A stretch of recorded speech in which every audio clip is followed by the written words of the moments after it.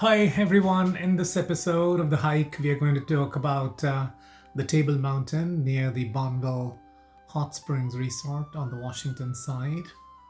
The hike itself is about 10 miles round trip and about 3,500 feet in elevation gain.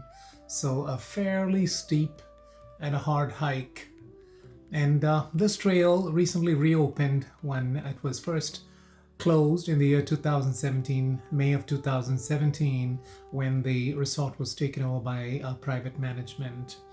And this year, 2025 January, it was again reopened after a hiatus of almost 7 years. I've hiked this trail several times in the past, and as soon as I came to know about it, I decided to do this because the views at the very top are really incredible. The first 1 mile goes through private lands, which is now managed by the BLM, and fairly easy through dense wooded areas before it intercepts the Three Chiefs Trail and the Aldrich Butte Trail together. From there on, from that intersection point, it gets really, really steep.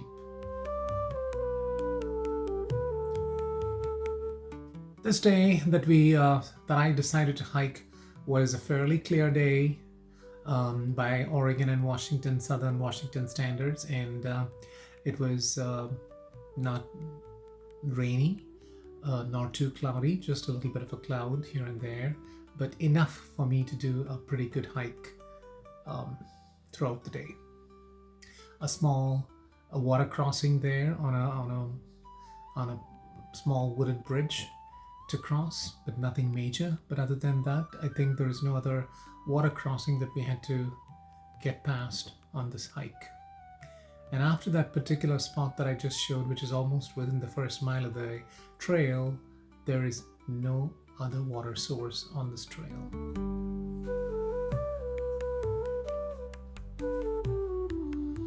And finally, arriving at the intersection that I just mentioned, the Three Chiefs Trail and the Aldrich Butte. If you take a right at the fork, it'll take you all the way to the Gillette Lake and back to the Route 14. And the left part, which is what we are going to take, will take us straight up to Table Mountain Summit, and also an alternate path there to take you to Aldrich Butte, which I will cover in another video that I hiked a couple weeks after this hike. From this point on, for the next mile or mile and a half, the road is wide enough for some all-terrain vehicles or all off-road vehicles to drive up, and I could clearly see from the tire marks there that not too long ago an all-terrain off-road vehicle seems to have gone by on that path. And about a mile and a half into, from that point on, I could also see the turnaround where it got really narrow and difficult for the off-road vehicle to pass, and looks like they turned around at that point. And as you can see there clearly, there are tire marks on this trail that you can see.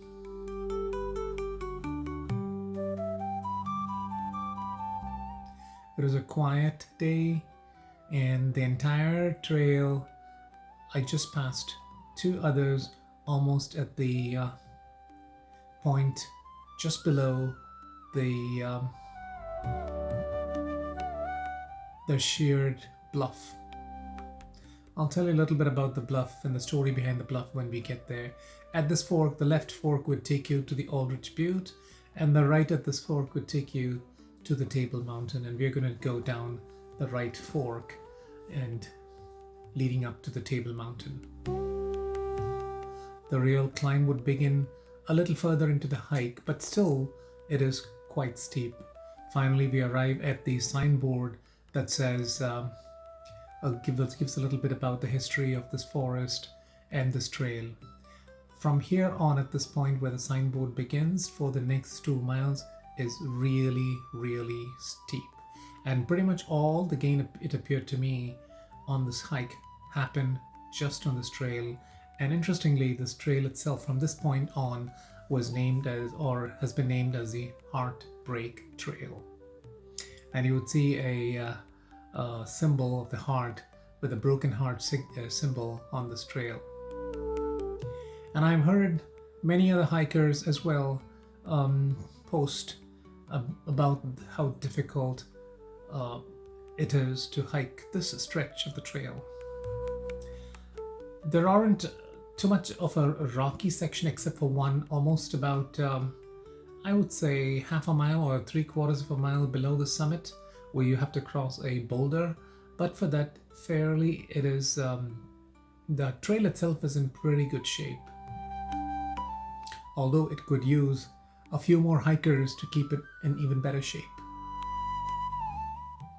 Finally, a landing where you could stand on almost a little bit of a flat clearing and catch a view of the gorge. And here it is, the south-facing bluff of the Table Mountain that sheared off in a landslide that happened sometime about 1425 to 1450, and that dammed the Bonneville dammed near in the present-day Bonneville Dam area. And legend has it that for a period of time, it actually blocked off the path of the Columbia River. And that's the rock pile, boulder pile, or the boulder field that you have to cross. That's about 1/4 of a mile in length, and it's a really steep rock hopping that you have to endure to get to the very top of it. From there on, the hike itself is probably to the summit about just another half a mile. Now here we are nearing the summit, and on the day I hiked, which is the 8th of March, just a little bit of snow here and there, patches, just traces of it, and nothing's easy and nothing too serious to cross, and easily we were able to pass that and get to the summit point. The reason it's called as a Table Mountain is largely because the summit area resembles a flat, long table, and something like a long dining table, and therefore it's called as a Table Mountain. And as a symbolic way of representing this, there is a sign of a table attached to a signpost at the summit. And during the earlier times when I had hiked this prior to 2017, that signboard was attached to the pole, and today you can see there either somebody vandalized it and broke it and dropped it there, or due to bad weather it fell and broke. And there it is, the table symbol marked on that piece of wood, and that was on that pole until quite recently. And that's the summit point, and it's pointing towards the Pacific Crest Trail, which we are going to take on the way back. From the intersection about a mile below, we took the Heartbreak Trail, or 1.5 miles, and on the way back we're going to take the Pacific Trail, which is on the ridge.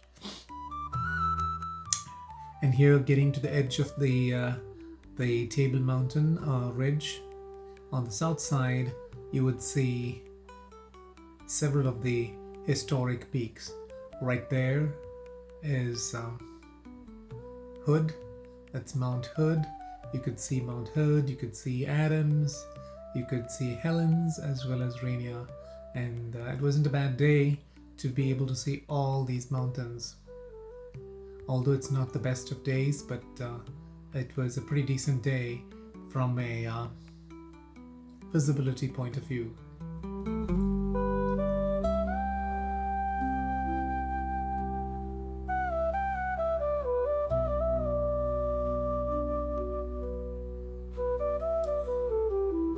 The great thing about this summit is you get a 360-degree view of both the Oregon as well as the Washington.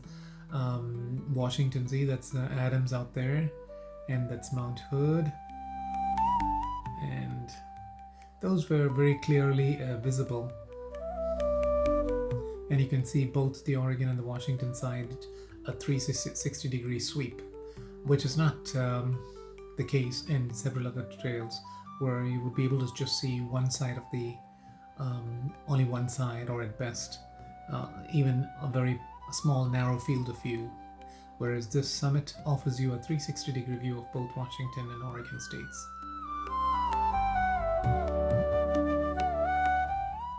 And down below there from that point is the Columbia River Gorge, and beyond that is the Oregon side, and up beyond the river itself is the I-84 highway.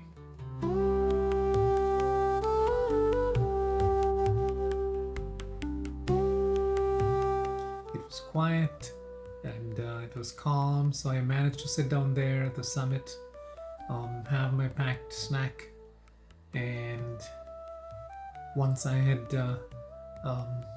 gotten my energy regained a little bit, and I decided to head down back.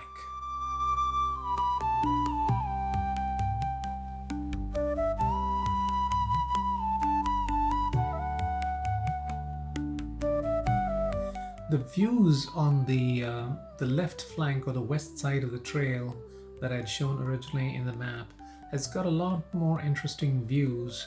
On the east flank that I came up with on the Heartbreak Trail, there's really nothing much to write home about in terms of views.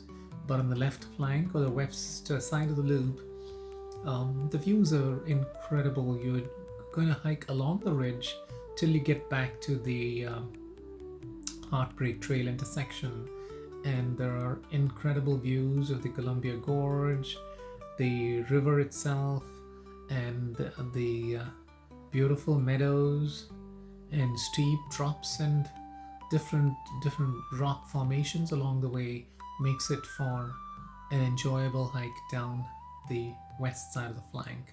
But the downside of this is it's extremely sharp bouldery rocks. As you can see, they're sharp rock that you have to be extra and super careful.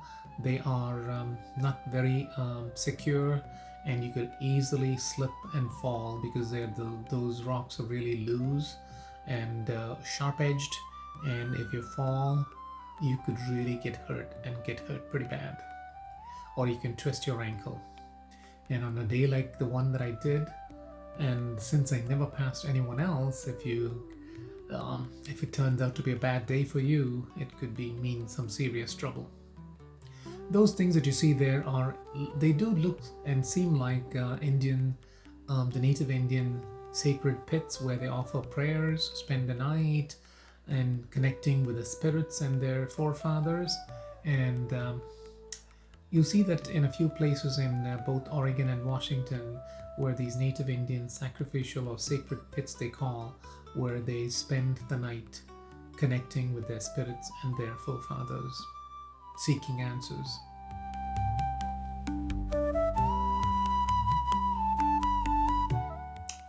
Although this trail is fairly straightforward, as long as you stick to the trail and have your navigation with you and